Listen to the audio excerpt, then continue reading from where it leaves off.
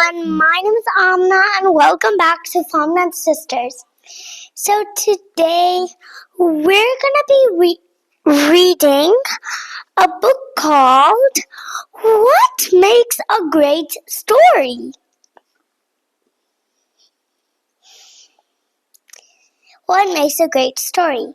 These are the contents: storytelling, plot, suspense, heroes and villains, a world of words, writing a story.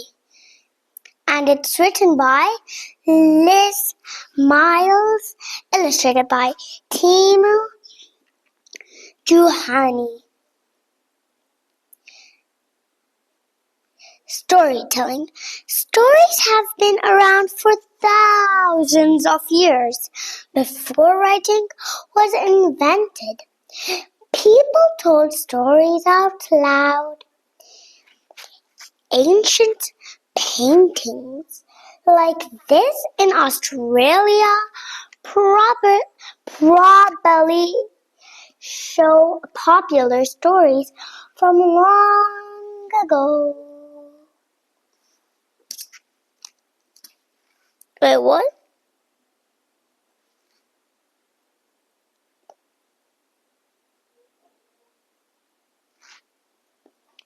Okay, so she's saying, I was wondering how we know about stories that were told before writing was invented.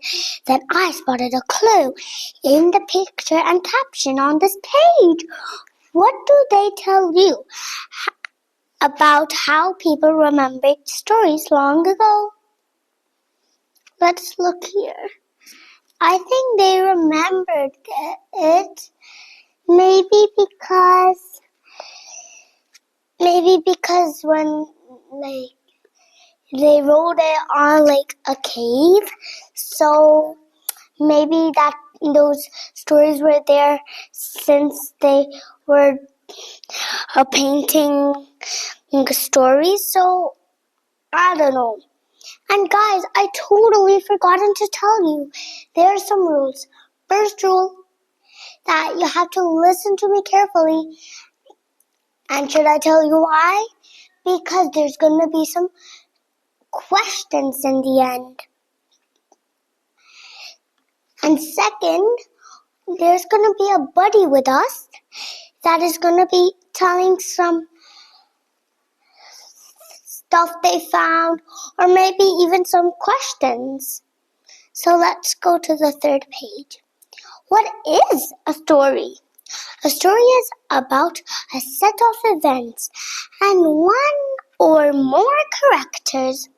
Stories can be funny, sad, or scary.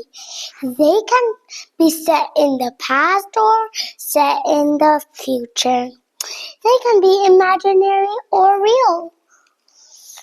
Animal characters are popular, but so are dragons, robots, monsters, and aliens.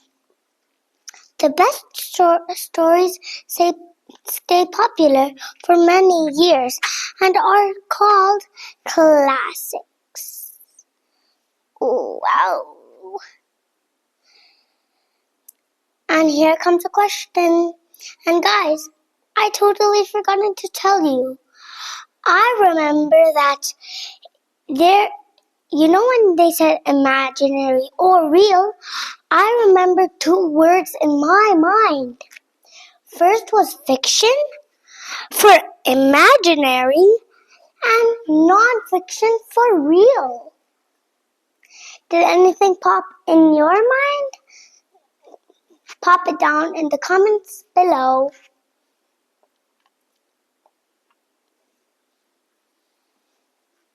Let's see the questions. What two ways did ancient people use to remember stories? They wrote stories down and made recordings of people reading. They used puppets and actors to tell stories. They read stories in books and watched films. They told story out loud and painted pictures on rocks. Well, I don't know about the three first ones because they didn't sound that old. So I'm thinking of making it the last one. Let's see. Yay, I'm correct. And she says, this is right. Before writing was invented, people told stories and sometimes drew pictures that you can still see today. Complete. Wait a second. Sorry, guys. Was there only one question? Oh, yeah. Okay, let's go to the next one. Plot. I know that the plot is the main events in a story, but I wonder what makes a really great plot. As I am reading these 2 pages, I am going to think about the most important things a great plot needs to have. Okay, now let's read. A great story has to have a good plot. What does plot mean? The main events of a story. Okay. Simple story plots have 3 parts: beginning, middle, and end. Oh yeah, I remember these 3. You can also call it, well, there's actually 4 if you call it in different ways, like the beginning, build up, problem, then actually there's 5. These are what came in my mind because it starts with beginning, middle, and end. Or you could make it beginning, build up, problem, solution, and the end. So let's go on. The beginning introduces the characters. The middle is a problem which often gets worse and more difficult to solve. At the end, the problem is sorted out. Yep, that is true. This is when a story comes in. Little Red Riding Hood. The fairy tale Little Red Riding Hood has a very simple plot. The beginning, Little Red Riding Hood is introduced and she sets off through a forest to her grandma's cottage. Oh, the middle, a wolf, the problem, pretends to be grandma. He tries to eat Little Red Riding Hood.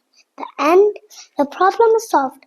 Little Red Riding Hood runs away and the woodsman catches the wolf. Some stories are more complicated. They still have a beginning, a middle, and an end, but the characters may face a lot of different problems.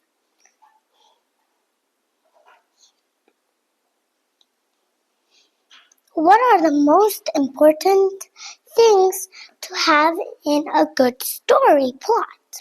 Lots of different problems for a character to solve. A good character and a bad character. A wolf who tries to eat Red Riding Hood but gets caught in the end. A clear beginning, middle, and end. I don't know, but I think is to have different problems, because it says there's a lot of problems. Oh, that's wrong. Maybe this one? Yes! A character should have a problem to solve that gets sorted out in the end. Okay.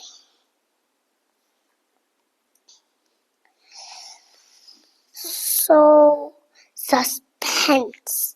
Lots of stories make you want to read on and find out what happens next. Writers build suspense into scary stories to make us ask questions to find the answers. To find the answers, we must turn the page. I wasn't sure what suspense meant until I read this paragraph. I think another way to explain it might be that it makes you feel thrilled and interested, because what will happen is uncertain. Read this page again and check whether that makes sense. Okay, let's read it again. Lots of stories make you want to read on and find out what happens next. Writers build suspense into scary stories to make us ask questions. To find the answers, we must turn the page. That makes sense. Okay, scary stories. Authors use lots of tricks to make us feel worried and a mystery unfolds. Ellie gasps as the heavy dungeon door slammed shut behind her. I wonder why there are little numbers by some of the words in the story extract. I scanned the page and spotted the same numbers in text boxes at the bottom of the page. I think I can see the link between each number in the story and the text boxes below. Hello? She called nervously. Silence. A gust of fear must have blown the door shut, she thought. She turned to leave, but what was that? A low whispering growl came from the darkest corner. Ellie grabbed the iron door handle. She pulled and she pushed. The door was locked. The growl got louder. The scary event shocks Ellie and grabs the attention of the reader. We know that Ellie is scared. A question holds our attention. The repeated she shows that Ellie is panicking. A short sentence adds drama. You see in the boxes below, they are actually telling some facts about here. So, if you have more facts than that, if you have another fact to put, please put it in the comments. Throw it in the comments or whatever, okay? So now, type it in the comments. Yeah, that makes more sense. Heroes and villains. A great story needs at least one character we care about. There are lots of different reasons why we might care about them. Why do we care? We relate to them, e.g. a child. We pity them, e.g. an injured animal. We admire them, e.g. a superhero. We can laugh at their actions, e.g. a clumsy person. I like this list now. I'm thinking about stories stories I have read and why I cared about the characters. Think about the main characters in your favorite story. What is it that makes you care about them? Well, I have this book that I love. It's called Superworm. Because I always read it on and on again. So I think Superworm has to be the one I care about because he actually is the superhero in the story. Comment down below any stories you know about and comment down below the characters you love there. And guys, I have one last question. Maybe more, I don't know. When I was reading the text, EG came a lot of times, right? So I don't understand what EG means. So please comment down below or else I'll try to figure it out. Villains. Villains make a story great too. We might not like them, but they make stories exciting. I'm so sorry, guys. Exciting by causing problems for the good characters. Good characters. Peter Pan and Wendy.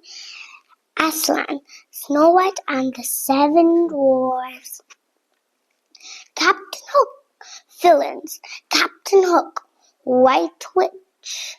Wicked Queen. Look at them fighting. Ho ho. World of words. Great stories need great words. Author Roald Dahl invented new words called gobblefunk. So watch Scallop, horrible food. Kidless, children fizzling, brilliant. These words are very peculiar. I don't know what that means. They make me want to giggle. I'm going to read this page again to check I understand them. Maybe I could use one of them when I'm talking to my friends. Oh, that's nice. You could have a little fun with your friends. And actually, guys, I was wanting to say this to you guys that when they were showing some example stories, I found amazing words.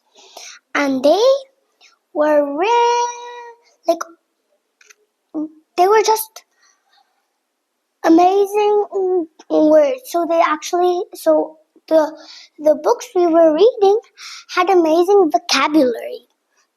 Roll the house. BFG, Big Friendly Giant. Oh, I read this. Used lots of gobblefunk words. Descriptive words. Words can take the reader into another world. Read this description of a character exploring a house. What can you see, hear, and feel? This is a good question. I'm going to read the description and then try to answer it. Now I can make a picture in my mind. I can imagine the smell of dust in the corridor, the echo of the door rattling, the faces looming out in the firelight, and even the feel of the shocking chill. Wow, that's a big one. Let's just read this little one. Lisa tiptoed down the musty corridor. A door rattled and a small fire glowed. Pale faces seemed to stare from paintings on the wall. Suddenly she felt ice-cold air behind her and heard footsteps. Oh, so this is what her buddy was picturing in her mind. Writing a story. Now write your own story. It is a good idea to plan your story before writing it. Now I understand what this book is for, to give us ideas about writing great stories of our own. Now I'll think about what ideas from the text I can use to help me plan a brilliant story for my friends to read. Wow, I think I should make some stories of my own. 1. Think of a character and describe it. 2. Think of the setting. 3. Think of a problem for your character. 4. List some ways your character tries to solve the problem but fails. 5. Decide how your character sorts out the problem. Let's see this. So how much questions? 2 questions. How to describe... Okay guys, so... yeah. Now, do we have to answer? No, we didn't. How do descriptive words take the reader into another world? I don't actually know what what? I don't know what this word means. But, how will I do the question?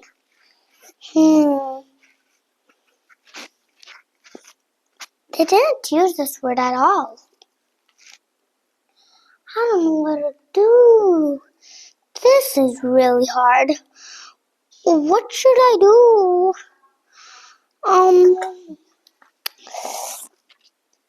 I'm just gonna choose something that makes sense. They tell the reader about a problem that the character must solve. They tell the reader about a problem that the character must solve. Okay. They tell the reader about the villain. They tell the reader what happened. They help the reader to imagine what they can see, hear, and feel. This makes more sense. The last one. Yes, that's correct. This is right. Descriptions help the reader use their senses and imagination. Descriptions. OMG. What do you need to plan for the end of a story? Some ways your character tries to solve the problem but fails. A problem for your character. How your character sorts out the problem. Where the story is set. I think this makes sense. It's correct. This is the right answer. The end of the story is when everything is sorted out, and the problem is solved. Okay. So glossary plot the main. Okay, so guys, we're done. So now let's start the quiz. I'm so excited. So, okay, what did I think of this book? It has to be amazing. What do you guys think? Put any green emoji you like if you loved it, any yellow emoji if it was fine for you, a red emoji if you hated it. Now let's go, what do we say there's literally a question. Choose the missing word to complete this sentence. Thousands of years ago, People told their stories out loud and then passed them on because writing, television, speaking, dash had not been invented. Television, no, that makes sense. Speaking, literally, how can they tell their stories out loud? So I think writing. What makes a good plot? Choose the three correct. Wait. Okay, only one. Choose the three correct answers. A beginning that introduces a character. This, yes, the beginning. Yes. Yes. Yes. So these three, it said beginning, middle, ending. Now, 5 more questions. At Look at page 6. What is suspense? A feeling of boredom, not caring what happens next. A feeling of excitement or nervousness about what will happen next. A knowledge of exactly what's. I think it's gonna be this one.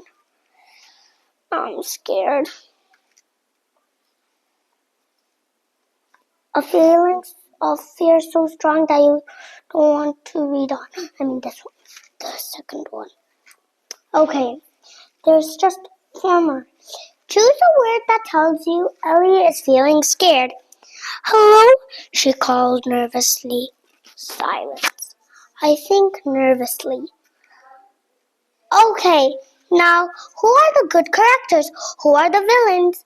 Put the answer under the correct headings below. Good characters? The wolf? No, I think that's a villain. Snow White? Yep, it's good. Wicked Queen? Oh, she already sounds very wicked. Little Red Riding Hood with Snow White. Now just 2 more last questions. Which non-fiction features has the author used in this book? Choose the 3 correct answers.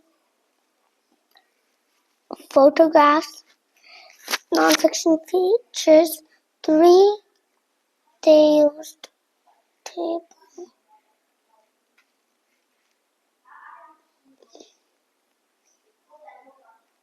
I don't know, maybe flowcharts? Flowcharts. Okay, now one last one. Match each one of Roald Dahl's made-up words to the right meaning. Horrible food. I remember it was this. Kiddos. And last question.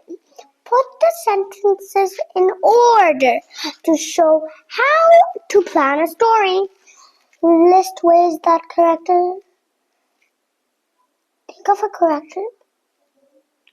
First one is this. Set up.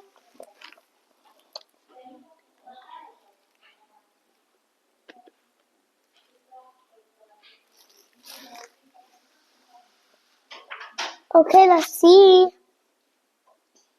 I'm scared, guys. I hope we get 100. Scored.